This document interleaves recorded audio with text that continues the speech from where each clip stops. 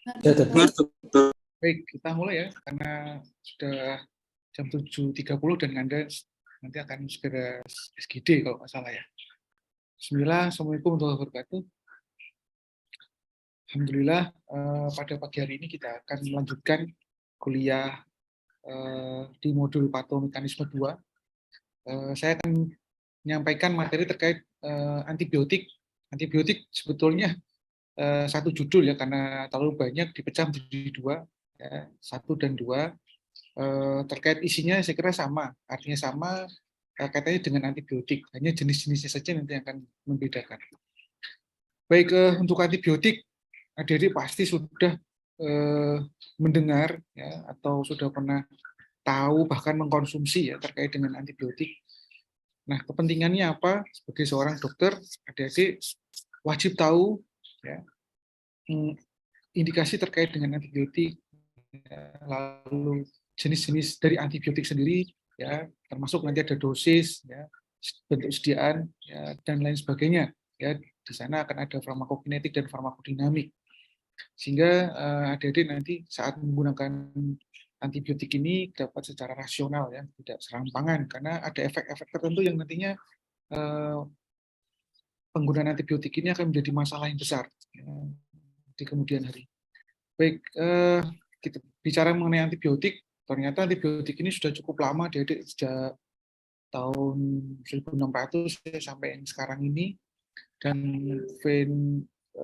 penemuan fenomenal itu yaitu penemuan penisilin ya, tahun 1940 sampai diberikannya Nobel, ya, Nobel dunia untuk kesehatan yang diberikan oleh Alexander Fleming ya, dari Skotlandia ini. Sehingga ini penisilin suatu penemuan yang fenomenal yang ternyata sangat banyak sekali kegunaannya. Walaupun setelah dalam perjalanannya ternyata banyak juga efek samping yang muncul ya. Namun ini patut dihargai ya, karena ini penemuan yang pertama ya, dan sangat bermanfaat. Nah, ini perjalanan dari penemuan antibiotik ya, jadi sampai saat ini juga masih diteliti antibiotik yang baru, yang mana antibiotik yang baru ini tentu jauh lebih baik daripada antibiotik yang sebelumnya ya, terkait potensi untuk membunuh bakteri, ya, potensi untuk menjadi resisten juga itu tentu jauh lebih baik ya. Di sini ada beta-lactam, ya, golongan sulfa, aminoglycoside, chloramphenicol, ternyata sudah obat-obat lama ya, lebih lama dari umur kita. Oke, ini hanya sejarah saja, jadi silakan nanti dibaca. Baik, nah ini kita akan masuk dari materi kita hari ini, yaitu terkait dengan spektrum dari aktivitas antibiotik. Tadi saya sampaikan di awal, jadi penggunaan antibiotik itu harus rasional, ya. Harus tahu indikasinya apa. Salah satu pertimbangannya adalah yaitu tentang aktivitas dari spektrum antibiotik. Kita mengenal ada dua spektrum, aktivitas spektrum antibiotik, yaitu yang sifatnya broad spectrum dan narrow spectrum. Broad spectrum itu yang dia luas ya, spektrum luas, artinya yaitu dia mampu membunuh gram positif maupun gram negatif. Bahkan tidak hanya gram positif negatif, biasanya juga mampu membunuh dari kuman-kuman jenis yang lain, misalnya Pseudomonas, Rickettsia ya. Sedangkan narrow spectrum itu dia sempit ya, spektrum yang sempit yang hanya terbatas pada satu grup saja. Misalnya kalau nggak positif yang negatif saja ya. Tentu kedua aktivitas ini sangat berbeda penggunanya. Misalnya adalah ketika kita ragu ya apakah ini atau penyebabnya bisa positif dan negatif, maka kita bisa menggunakan yang broad spectrum. Tapi kalau kita yakin bahwa ini adalah yang positif atau yang negatif saja berdasarkan penelitian misalnya, misalkan jurnal atau misalkan guideline, maka kita bisa menggunakan narrow spectrum. Keunggulannya apa yang narrow spectrum ini? Kita lihat dia bisa dipakai untuk mencegah dari resistensi ya. Yang kedua, karena yang dibunuh hanya kuman misalnya yang positif saja atau negatif saja, maka pola normal yang ada di tubuh juga nggak banyak yang mati. Berbeda dengan broad spectrum, dia nggak urusan ya, pokoknya dia ketemu bakteri dia habisi semua. Nah, ini tentu akan mengaruhi dari keseimbangan flora normal yang ada di tubuh. Kita tahu flora normal ini sangat berguna untuk sistem pertahanan tubuh kita. Nah, ini ada sudah paham ya broad spectrum dan narrow spectrum. Nah, ini kira-kira visualisasinya, Adik. Jadi kalau broad spectrum itu ya dia bisa membunuh dari kuman gram positif, gram negatif, ya bahkan bisa chlamydia. Coba lihat penisilin termasuk broad spectrum ya, Adik. Dia bisa membunuh gram positif, gram negatif, dan chlamydia. Nah, tetracycline malah juga bisa membunuh gram positif, negatif, chlamydia, bahkan rickettsia misalnya. Ini contoh dari spektrum dari antibiotik. Jadi bisa melihat mana yang narrow, mana yang broad spectrum. Contoh yang narrow, isoniazid ini narrow ya, dia hanya bisa membunuh mycobacteria saja. Ya. Sehingga dalam perjalanannya nanti adik-adik akan bisa memilih mana antibiotik yang akan kita gunakan. Oke, jadi tujuan penggunaan antibiotik itu apa? Yang pertama, membantu tubuh untuk melawan dari mikroba yang patogen ya. Ini yang patogen, bukan yang flora normal. Nah, berdasarkan sifat kerjanya ada dua. Ada yang sifatnya dia membunuh atau mematikan, ada yang sifatnya hanya mengurangi pertumbuhan ya, atau bahasa lainnya membuat kuman itu tidak bereproduksi lagi, alias dia tidur ya, dorman ya, semaput begitu. Kita sebut dengan bakteriostatik ya. Sedangkan yang membunuh tadi adalah bakteriosidal.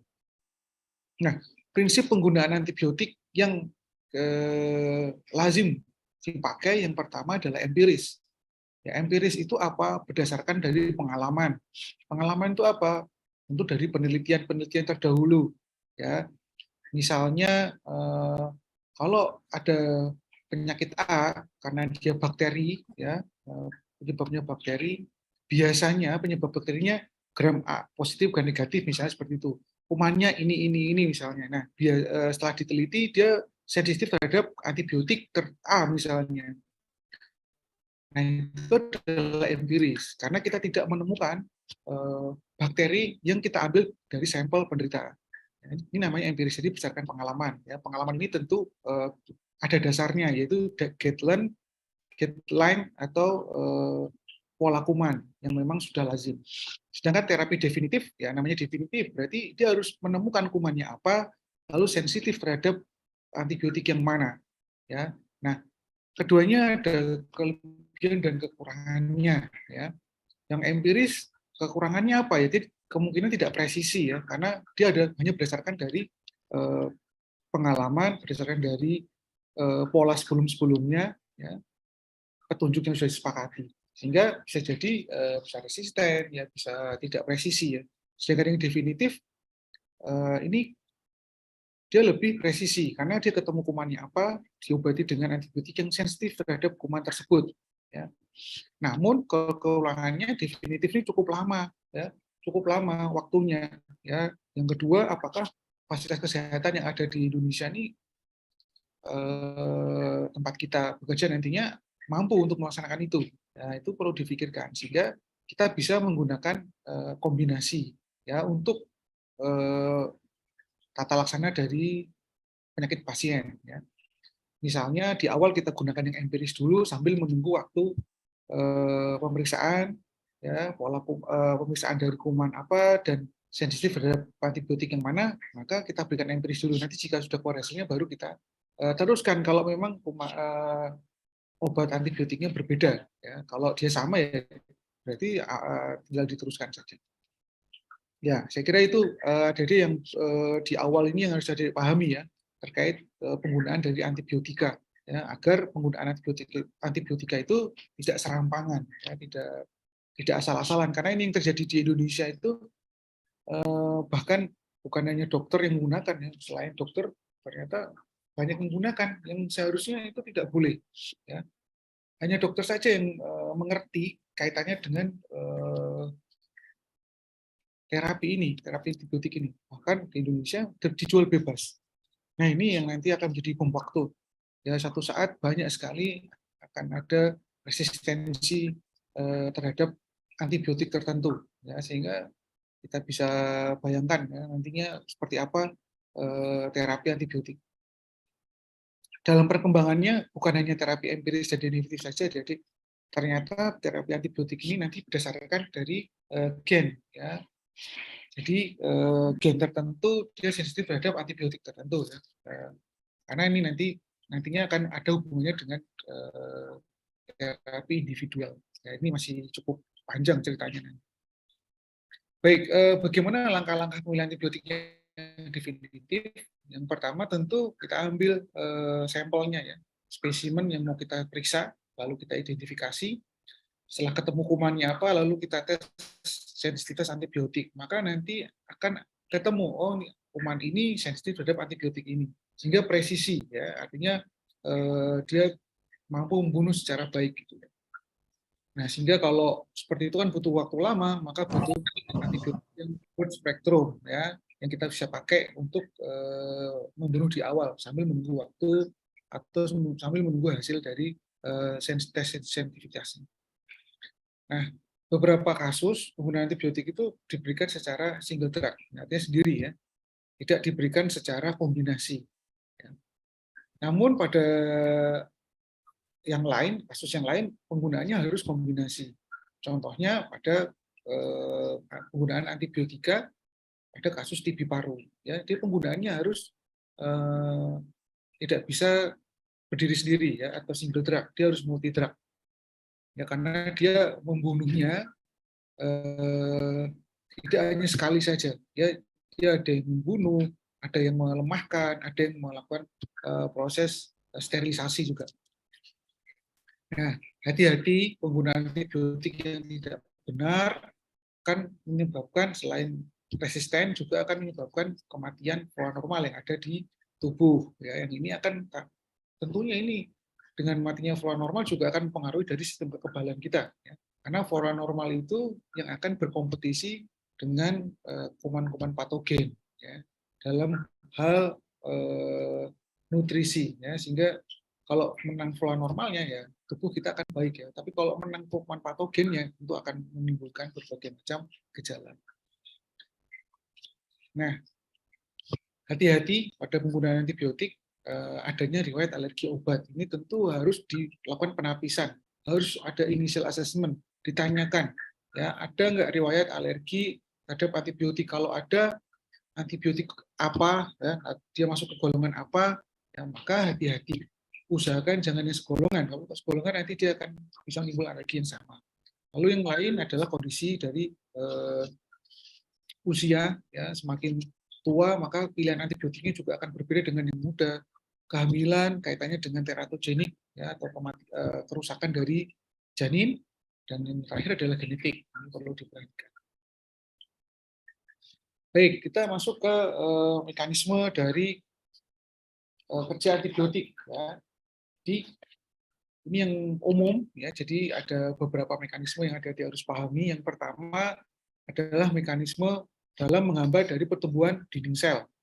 Jadi dinding sel ini kita tahu dia rigid ya, sehingga kalau dia dihambat pertumbuhannya maka akan ada lubang yang nanti materi di dalam selnya akan keluar, maka menyebabkan kematian. Ini yang pertama. Yang kedua adalah dia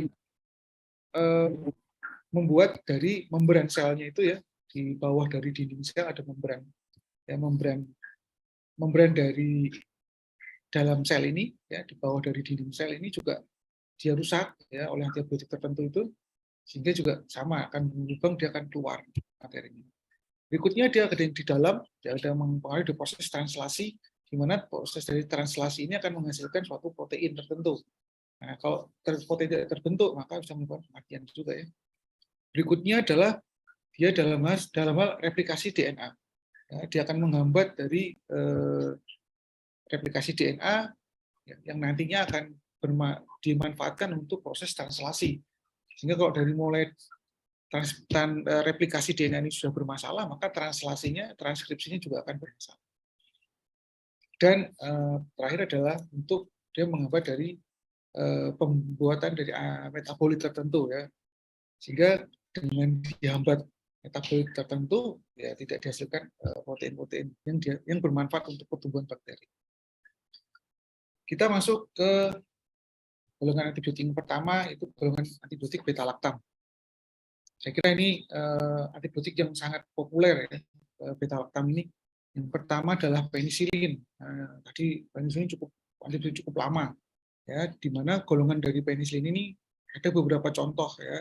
Misalnya ada natural penicillin, ya, penisilinase, resisten penicillin, ya, aminopenicillin, extended spectrum, ya, penicillin. Lalu ada juga cephalosporin, carbapenems, dan monobactam. Ya, cephalosporin juga dibagi lagi menjadi beberapa generasi, 1, 2, 3, 4, bahkan sekarang ada yang kelima.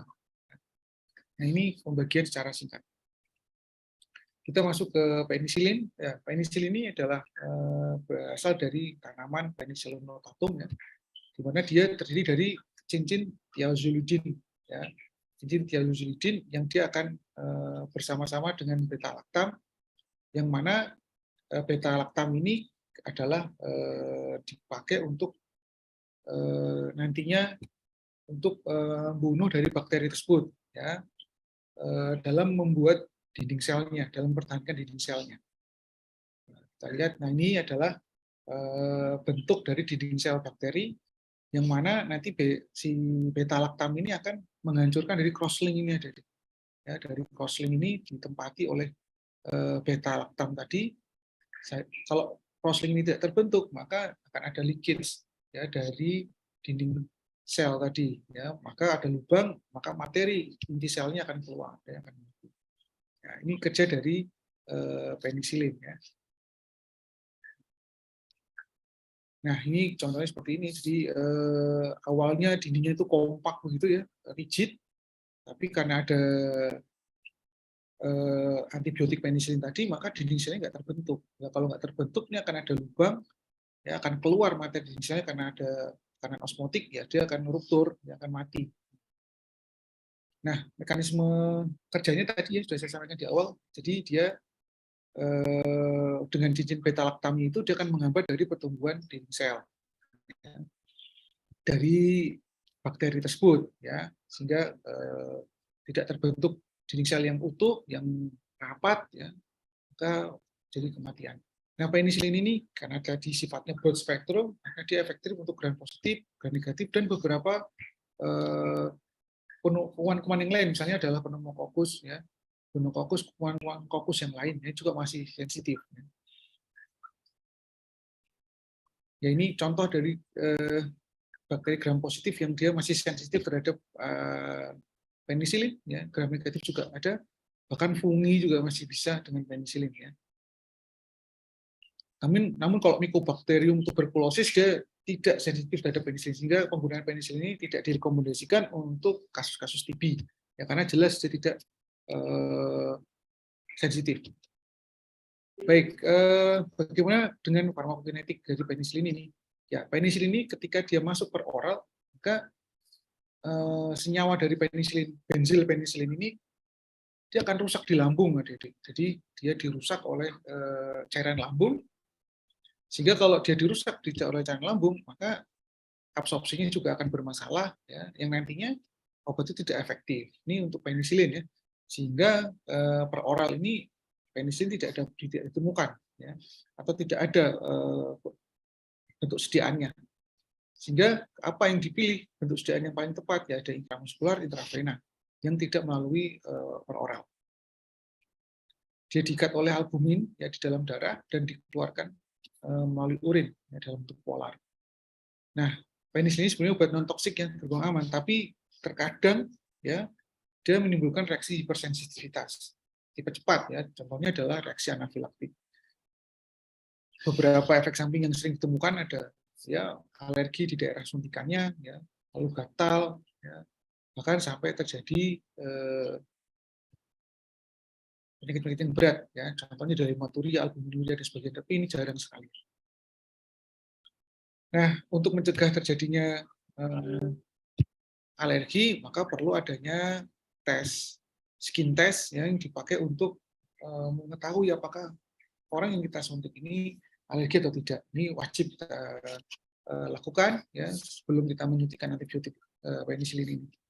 Jika dia merah gatal, ya jangan, ya, karena ada reaksi, ya. Tapi kalau dia aman, nggak ada merah gatal, edema nggak ada, kita bisa masukkan. Ya, setelah penisilin ada golongan semi-sintetik penisilin. Ya, dia sama dengan penisilin tadi, ya, tapi dia ada sedikit perbedaan pada rantainya, yaitu pada benzyl side chain-nya. Dia ada perbedaan. Nah, contohnya ini penisilin ini ternyata sangat kecil sekali bioavailability-nya. Ya, kenapa? Karena dia rentan terhadap enzim penisilinase yang dihasilkan oleh bakteri, sehingga kemampuan jadi sangat turun. Ya. Nah, ini penisilin semi-sintetik penisilin sudah mulai ditinggalkan, ya, karena dia tidak mampu melawan dari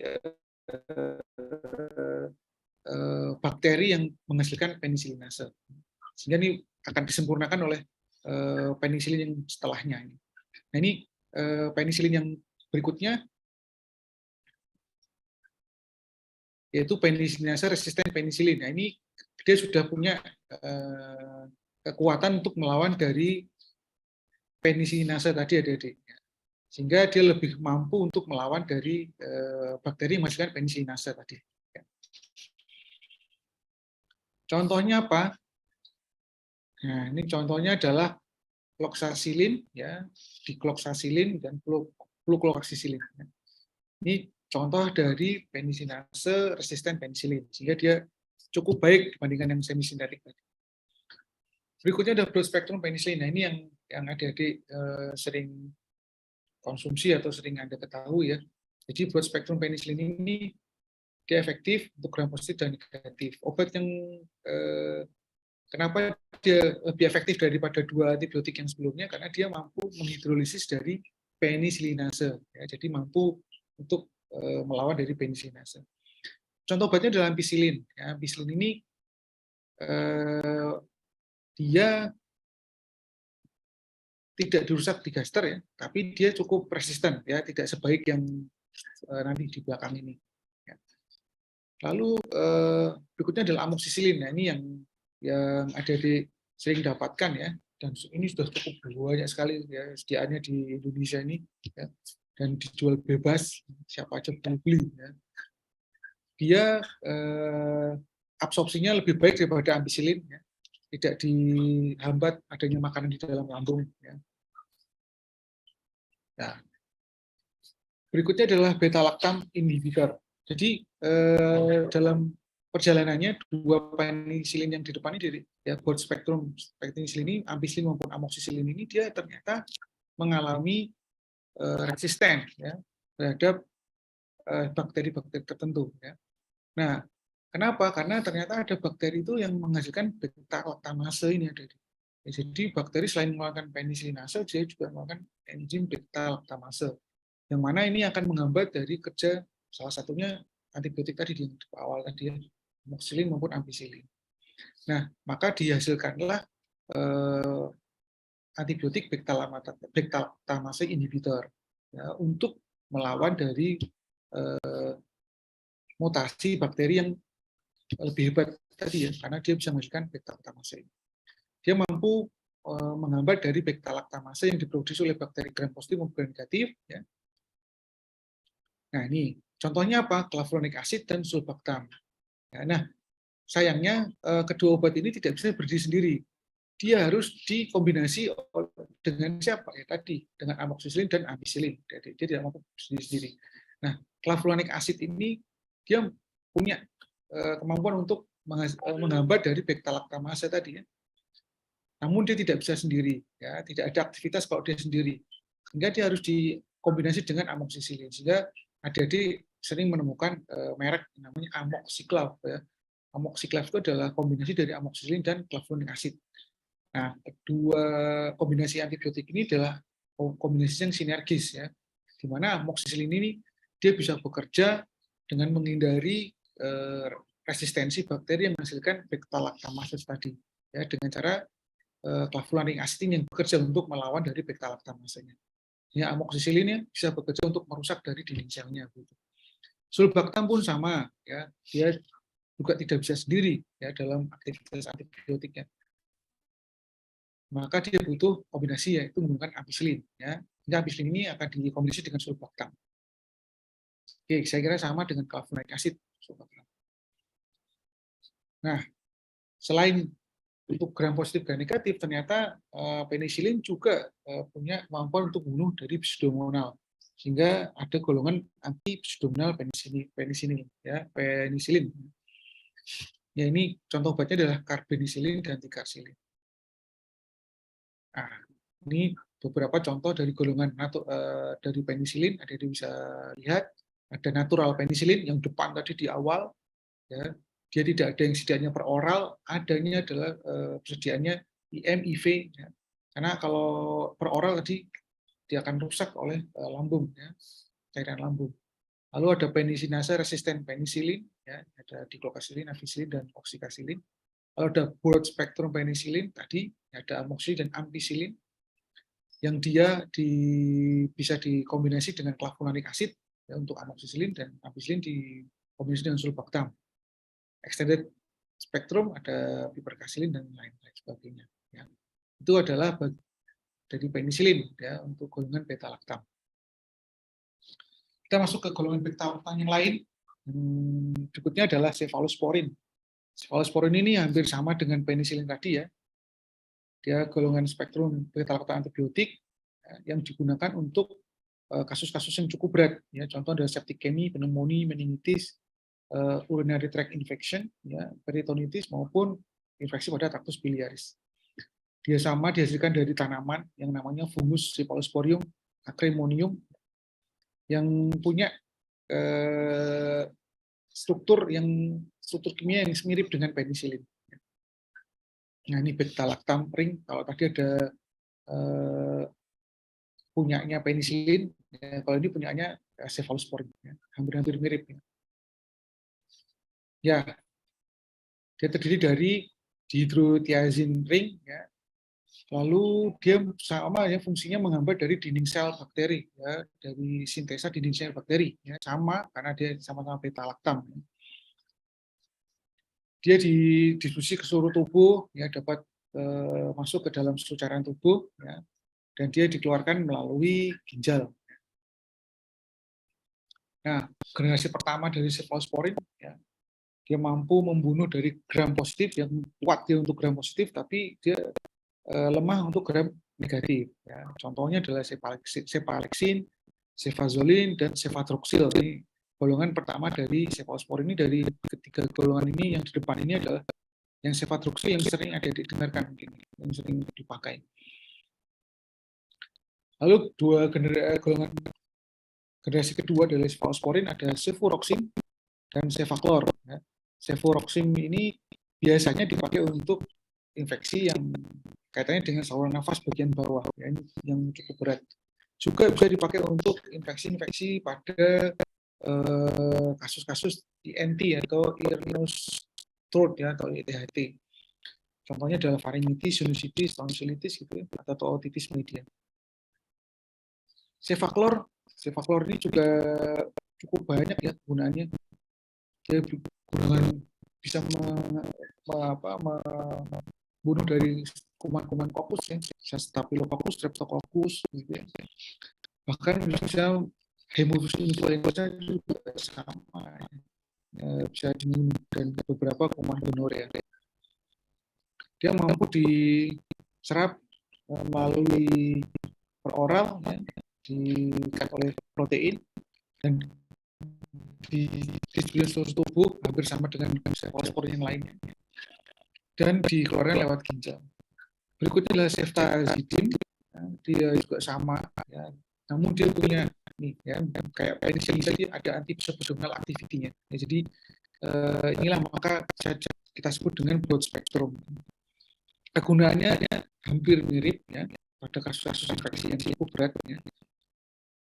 Lalu cefoxitin, golongan ini adalah dihasilkan oleh actinomyces, untuk kuman-kuman yang anaerobik, ya, yang tempatnya ada di dalam, ya, sehingga ini cukup baik sebetulnya. Ya. Contohnya pada kasus lung abses di tempatnya cukup dalam. Golongan ketiga, generasi dari cephalosporin yang pertama adalah cefotaxim.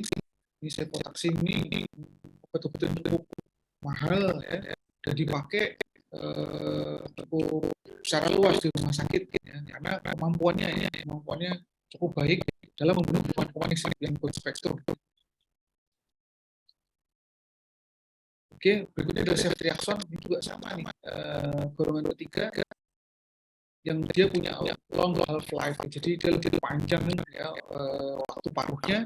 Karena dia lebih panjang waktu paruhnya, maka pemberiannya bisa hanya 1 kali sehari saja ya, jadi cukup baik ya, kerjanya pelan-pelan dilepaskan di dalam darah itu. Dan indikasinya adalah untuk penyakit-penyakit yang cukup berat, contohnya leukemia ya, urinary tract infection ya, untuk pencegahan infeksi pada preoperasi ya, pneumonia kan bisa dipakai.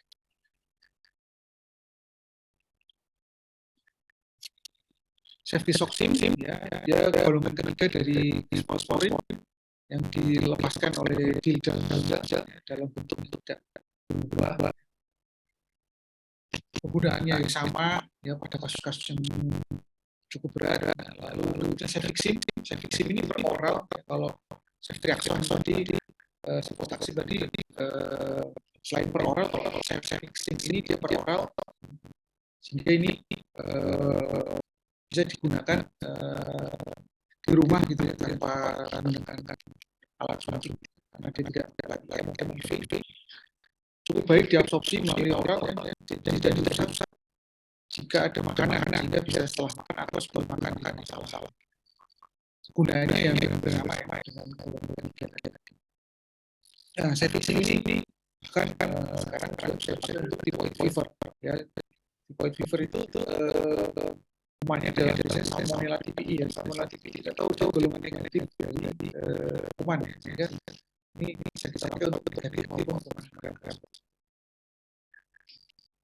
Cefoperazone sama juga ya, dia juga memiliki tes subdominal anti-subdominal ya, yang mana dia mampu dari kuman subdominal, dan beberapa dia memang agak resisten atau rentan dari aktivitas alpha-masanya.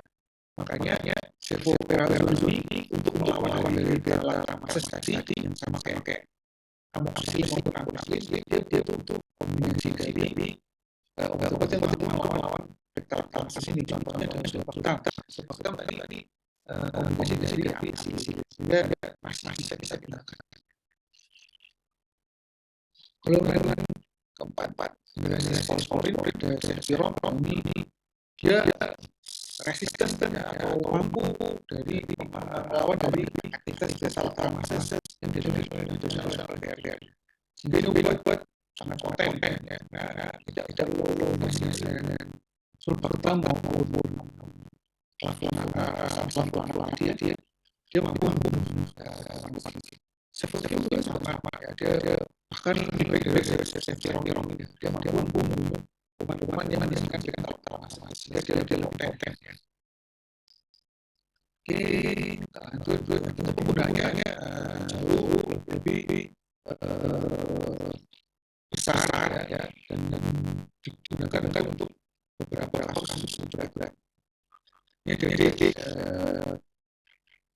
contoh dari obat beberapa dari poin-poin yang bisa dilihat ya, sediaannya yang dosisnya dan kegunaannya. Oke, kita lanjut ke farmakokinetik secara umum. Poin-poin dia diskusi ke seluruh tubuh dan dikeluarkan hampir sama seperti insulin melalui beberapa kejadian atau reaksi setelah penggunaan dari cefotaxime ini ya, kalau yang disiksa dia ada ini dipastikan dan produk bisnis atau ada lagi walaupun tidak sekedar dari amoxicillin atau penicillin tapi melakukan penyakit. Lalu ini hati-hatinya efek samping besar ada nistagmus kalau dosisnya cukup tinggi dan lama. Nah, penggunaan dosis yang besar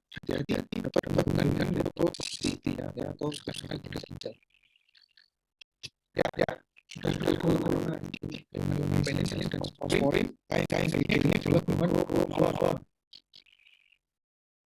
golongan ini beda dengan golongan tadi bukan golongan beta-lactam, namun dia akan mempengaruhi dari mekanisme yang ada di dalam sel dari.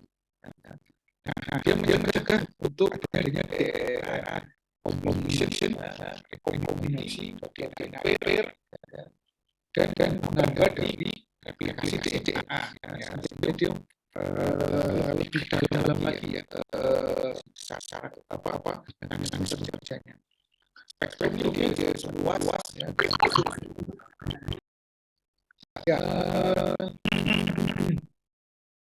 Beberapa antibiotik dari dia mampu membunuh kuman negatif seperti Listeria, Pseudomonas, sama seperti tadi ya, dan Enterobiacteriaceae, terus influenza. Jadi dia lebih efektif. Nah, cara kerjanya tadi sudah disampaikan di depan ya. Jadinya dia mengambil proposase DNA yang dipakai untuk replikasi DNA, sehingga nanti sel dari replikasi itu dipakai untuk transkripsi dan translasi yang menghasilkan protein untuk pertumbuhan dari bakteri, namun dia lambat bakteri mati ya. Oke, hambatan ini akan mendapat efek sitotoksik dalam sel target, dia akan mati. Beberapa furmanolon juga mampu aktif melawan kuman-kuman dorman yang tidak dari antibiotik tertentu, dia mampu bunuh. Seperti itu. Dan dia akhirnya tidak bereplikasi ya, mati. Nah, misalnya pada kuman yang resisten terhadap beta-lactam, malai, tetracycline, aminoglikosida, dia masih bisa kita pakai golongan furmanolon ini kan. Sehingga ini masih bisa menjadi alternatif lain ya, ada orang yang dia ternyata resisten terhadap beta-lactam, malai, tetracycline atau aminoglikosida. Kita bisa menggunakan furmanolon sebagai alternatif. Nah, jadi gunanya adalah dia broad spektrum ya, bisa kita pakai untuk positif maupun negatif, bahkan untuk Pseudomonas pun dia mampu. Penggunaannya adalah efekasinya untuk beberapa kasus yang cukup berat, seperti sepsis ya, untuk penyakit yang karena Escherichia coli. Ya. Penetrasi cukup baik dan memiliki bioavailability yang cukup baik ya, sehingga potensinya juga akan lebih baik. Ya, golongan berikutnya adalah golongan aminoglikosida.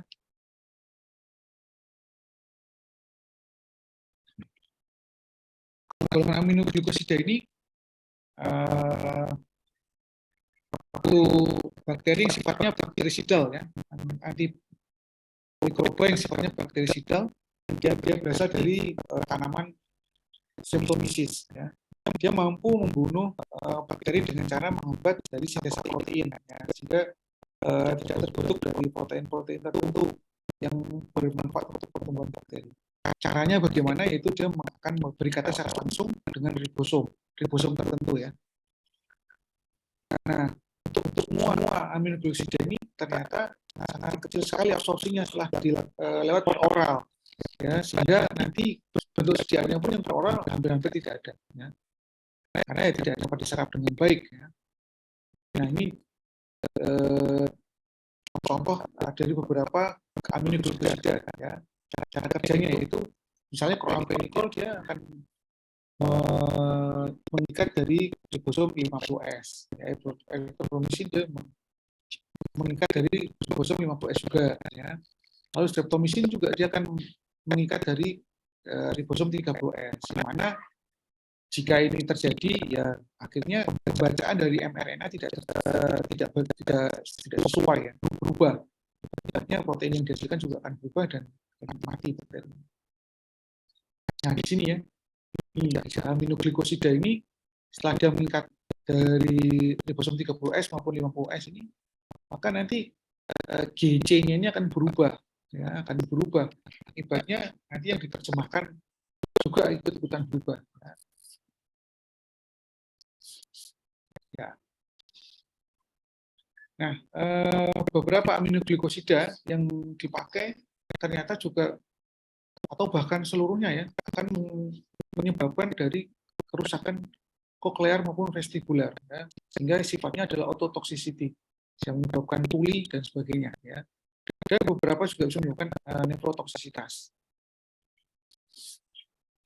Nah, ini obat-obatan, contoh obat-obatan ada streptomisin, gentamisin, ya, tobramycin, amikacin, kanamycin, neomycin, dan franicin. Ya, streptomisin ini aminoglycoside, ya, dia dipakai untuk ini salah satu aminoglikosida yang bisa dipakai untuk antituberkular drug, ya, streptomisin ini. Nah, tadi sudah disampaikan di depan bahwa dia akan bersama-sama ribosom, yang makanya ribosom 50S tadi, hingga akan menimbulkan misreading, ya, kesalahan membaca dari mRNA. Ya. Nah, ini juga ternyata hampir mirip dengan golongan antibiotik yang dia merusak dari dinding sel, ya, di membran sel, ya. Ya, disruption of cytoplasmic membrane, ya, sehingga akan timbul lubang yang keluar, ya, materi-materi intraselnya.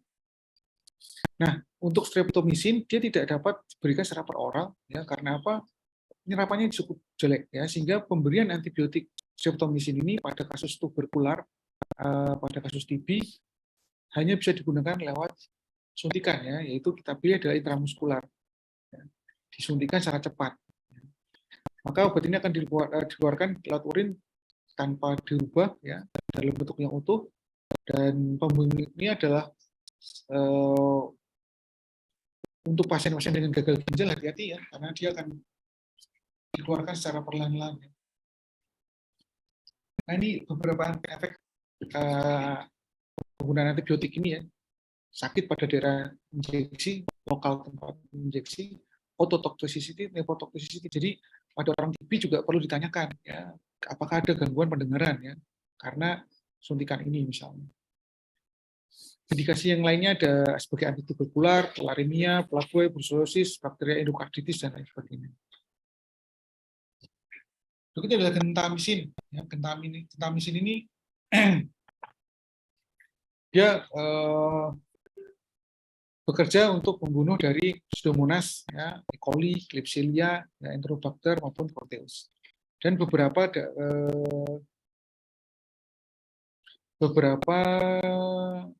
penyakit-penyakit yang lain, ya. Ada untuk telinga, ya, pada muskuloskeletal, ya, osteomyelitis, ya, ada saluran kandung, saluran kemih, ya, dan lain sebagainya. Nah, pemberian dari gentamisin ini adalah topikal, ya, kemudian topikal, ya, topikal itu dalam bentuk drop maupun dalam bentuk salep, ya, sehingga ini bisa dipakai untuk pada luka-luka, ya, baik itu luka bakar atau pemberian intravena kateter, ya, untuk pencegahan infeksi, ya, kita bisa gunakan salepnya. Nah, beberapa juga hati-hati, ya, adanya ototoxicity, ya, hati-hati. Aminoglycosida yang lain adalah tobramycin. Ya, tobramycin adalah famili dari neomycin, ya, dari Streptomyces tenebarius. Ya, antibakterialnya mirip dengan gentamisin, ya, hampir-hampir mirip dengan gentamisin. Namun dia lebih kuat untuk melawan dari Pseudomonas.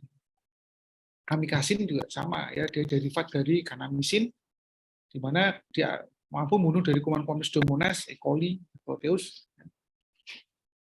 Nah, dia cukup baik, ya, karena beberapa bakteri juga bisa menghasilkan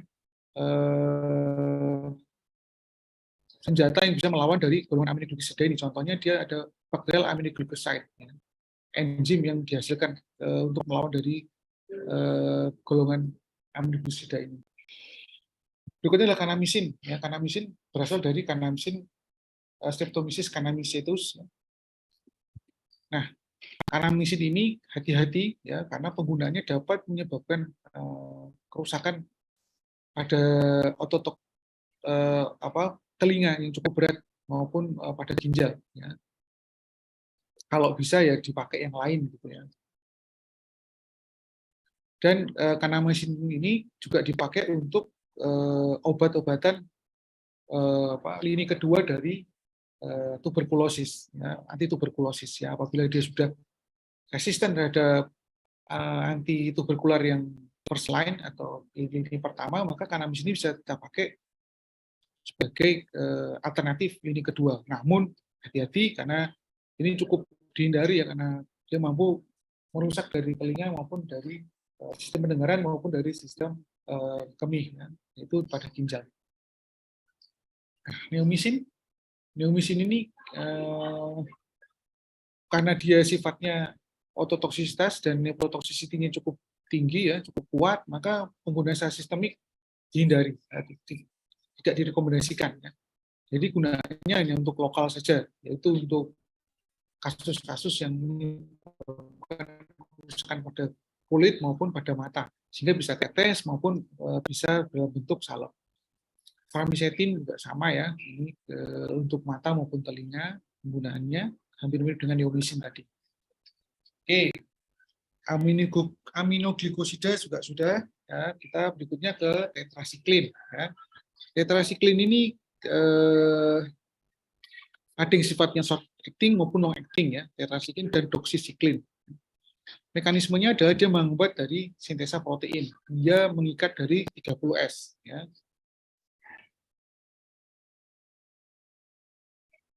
Baik, gimana caranya? Dia menghambat ya, jadi masukkan amino asid tRNA pada proses translasi ya, setelah transkripsi maka ada proses translasi. Nah, dari translasi ini nanti akan terbentuk kodon-kodon tertentu yang sesuai dengan awalnya ya. Nah, dia mampu menghambat itu sehingga kalau dia hambat maka pertumbuhan bakteri juga akan terganggu ya. Sifat antibakteri adalah bakteriostatik ya. Dia tidak membunuh tapi hanya mengurangi pertumbuhannya saja. Ya, spektrum aktivitinya dia spektrum luas ya, gram positif maupun gram negatif ya, untuk golongan fokus ya, untuk yang positif, sedangkan yang negatif pada kuman-kuman yang sifatnya aerobik. Dan juga dia pada atypical organisme seperti Rickettsia, Protozoa, Chlamydia maupun Mycoplasma. Beberapa efek samping yang muncul ya, ada ulkus di daerah esofagus ya, lalu fotosensitivitas ya, silau gitu ya, dan kerusakan pada gigi. Ya, jadi hati-hati penggunaan jangka lama ya, bisa merusak dari tekstur dari gigi.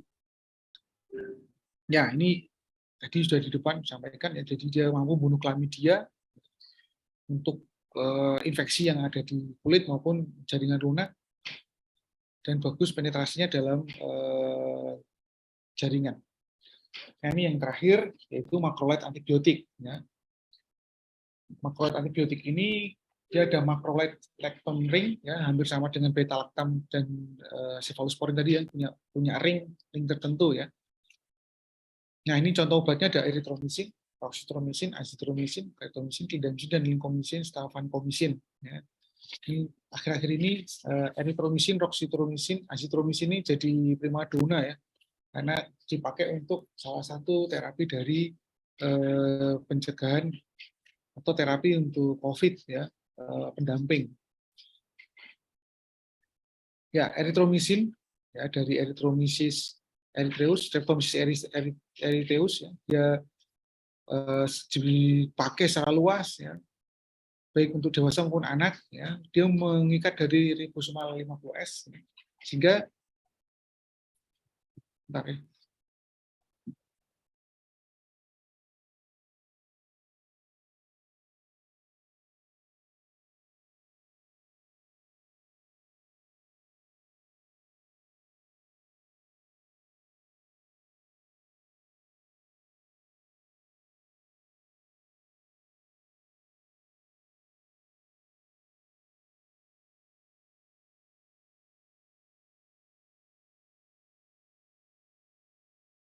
Ya, kita lanjutkan ya. Jadi dia bekerja dengan mengikat dari 50S ribosomal subunit ya.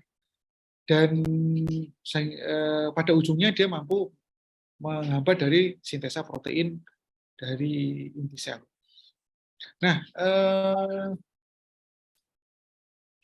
makrolide ini sifatnya adalah neurospektrum ya, jadi dia hanya pada spektrum tertentu saja ya. Tapi ternyata dengan dinaikannya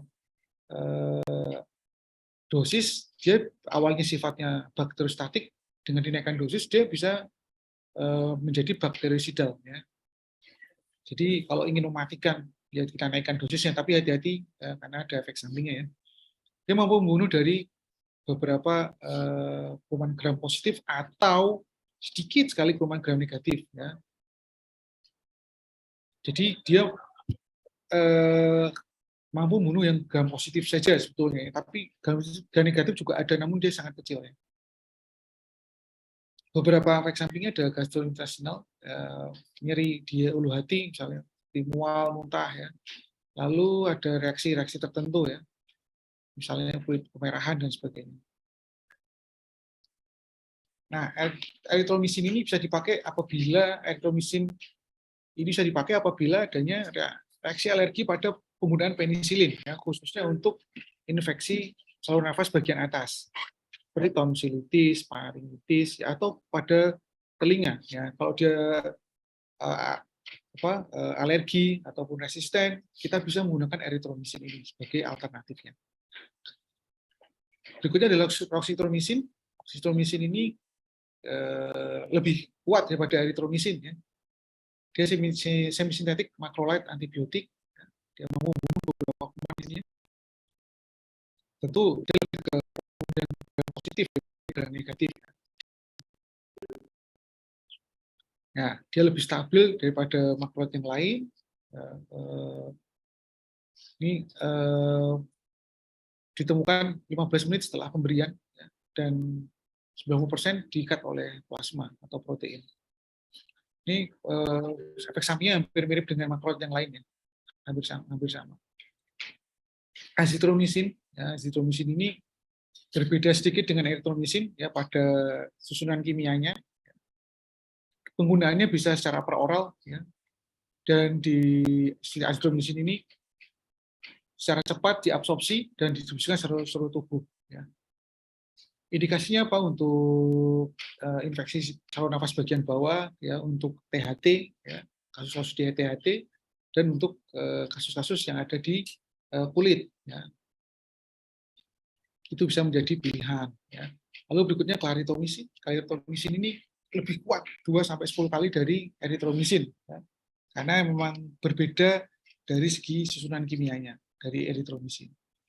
Nah, eritromisin ini lebih cepat ya absorpsinya dan di metabolisme di dalam hepar ya, dan dikeluarkan melalui ginjal. Clindamycin ini menghambat dari kuman-kuman gram positif ya, dia cukup kuat. Ya, terus ya absorpsi per orang cukup baik ya. Beberapa efek samping yang muncul ya sama ya, hampir mirip dengan yang tadi ya, dengan yang di makrolide yang lain. Nah, penggunaannya ini yang penting, dia mampu mengobati untuk kasus-kasus yang infeksi anaerobik yang cukup berat. Ya. Ini cukup baik nih, clindamycin ini. Oke, lincomycin ya, sifatnya bakteriostatik yang menghambat dari tumbuhan bakteri gram positif. Ya. Lalu gunanya bisa untuk upper maupun lower dari infeksi saluran nafas atau beberapa penyakit kulit, ya, septikemia dari tulang maupun dari persendian. Nah, vancomycin antibiotik yang sama sifatnya, dia mampu membunuh gram positif ya, dan kuman-kuman yang lain. Nah, dia bersifat bakterisidal ya, dan dia mampu menghambat dari pertumbuhan dinding sel. Ya, ini tambahannya ya, vancomycin ini. Selain dia menghambat dari sintesa protein, dia juga menghambat dari pertumbuhan dinding sel. Penggunaannya adalah parenteral route ya, jadi penggunaan lewat IV ya, tidak per oral ya, tapi lewat IV. Ya, penggunaan indikasinya apa untuk beberapa penyakit yang cukup serius, ya, contohnya infeksi dari Streptococcus yang resisten terhadap antibiotik yang lain. Ya, maka saya gunakan ini. Atau untuk pasien-pasien yang alergi terhadap penisilin maupun cephalosporin, kita bisa gunakan vancomycin ini. Nah, yang terakhir adalah polypeptide antibiotik. Ya. Antibiotik ini sifatnya bakterisidal yang mampu membunuh kuman gram negatif saja. Ya. Jadi dia neurospektrum, ya, polypeptide ini. Contoh obatnya adalah polymyxin B, ya, colistin, bactris, dan tyrotirisin. Polymyxin B ini ya, dia mampu menghambat, ya, mampu seperti menghambat dari apa nih, dinding sel, ya, betul, membran sel, ya, jadi menghambat dari atau menghancurkan dari membran sel bakteri, ya, sehingga sintesa dari pembuatan dinding membran sel ini akan terhambat. Nah, akibatnya diserap, ya, bolong gitu, keluarlah isi dari inti selnya.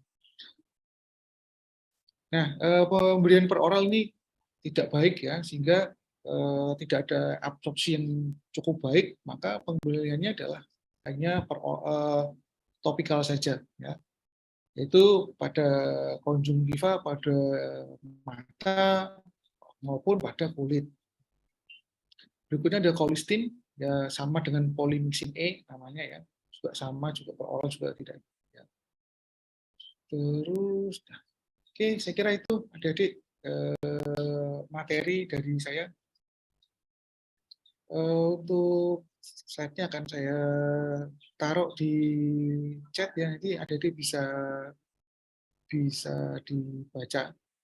Atau nanti ada yang ujiannya kapan sih? Masih hari Sabtu, ya? Iya, dokter. Bentar, sekarang aja deh, nanti juga nggak bingungan.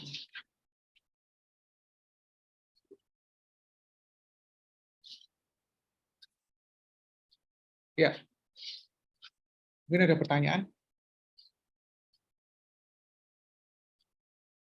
Baik, kalau tidak ada, slide sudah saya taruh di chat, nanti silakan di-download. Soal yang saya berikan 10 dari materi ini, insya Allah tidak keluar dari materi ini, nanti silakan dibaca. Semoga bermanfaat. Kita tutup dengan bacaan hamdalah dan doa penutup majelis. Alhamdulillah, subhanakallahumma wa bihamdika, asyhadu an la ilaha illa anta. Terima kasih Mas Awan. Assalamualaikum warahmatullahi wabarakatuh.